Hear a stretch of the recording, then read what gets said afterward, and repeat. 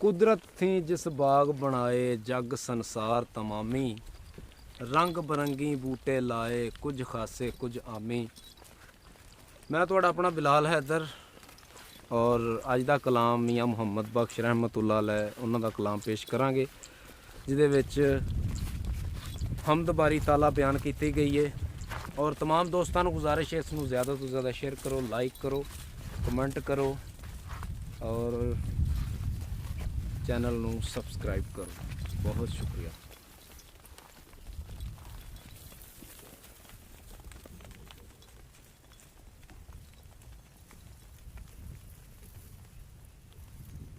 हो पानी दी एक बूंद बेकदरी हो चढ़ी आसमानों,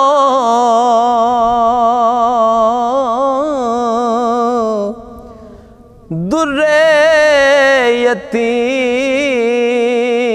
बनावे उस थी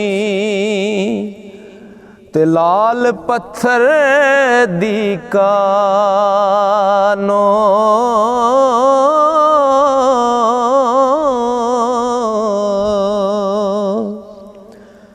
ते शाख हरी थी फुल निकाले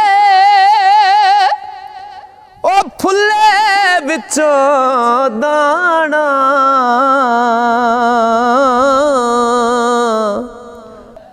एक रंगों से रंग बनावे ते आप हकीम सयाना,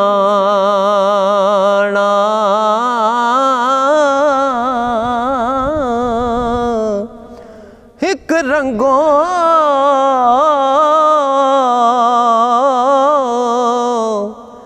से रंग बनावे आप हकीम सयाना, ते पत्थर नू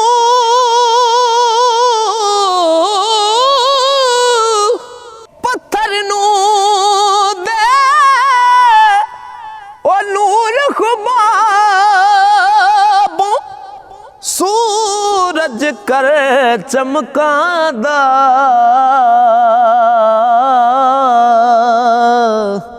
ओ पानी दे एक कतरे विचों अर्श मजीद बनांदा,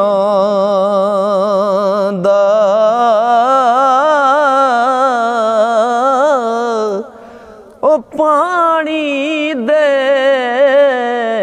एक कतरे विचों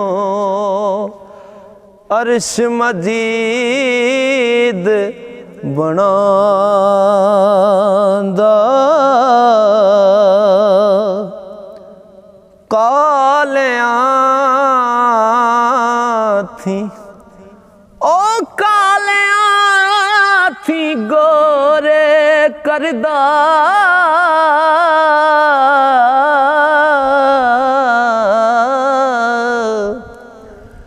कालियां थी गोरे करदा ते गोरे विचों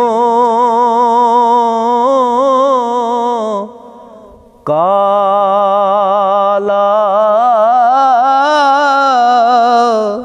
ते कुदरत उस दी दा कुछ मैनू हिसाब ना आवे, ओ सुक्की लकड़ सिर हकानी ते बन रुबाब सुनावे,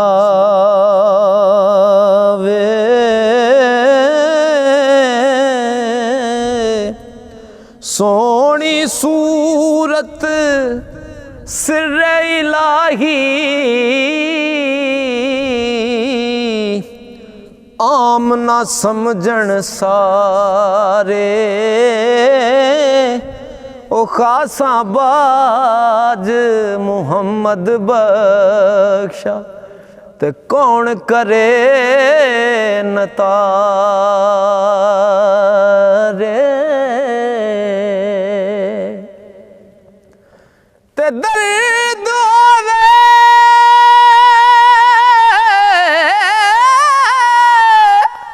ਉਹ ਦਰਦ ਹੋਵੇ ਤੇ ਹਾਏ ਨਿਕਲੇ ਕੋਈ ਕੋਈ ਰਹਿੰਦਾ ਜਰ ਕੇ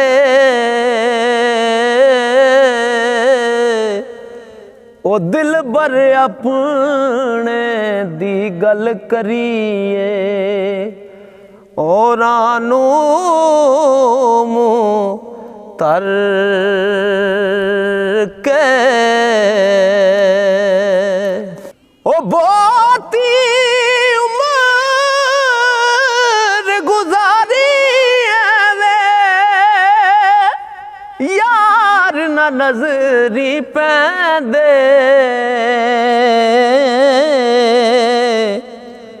थोड़े रोज जवानी जोबन ते दायम साथी कहंदे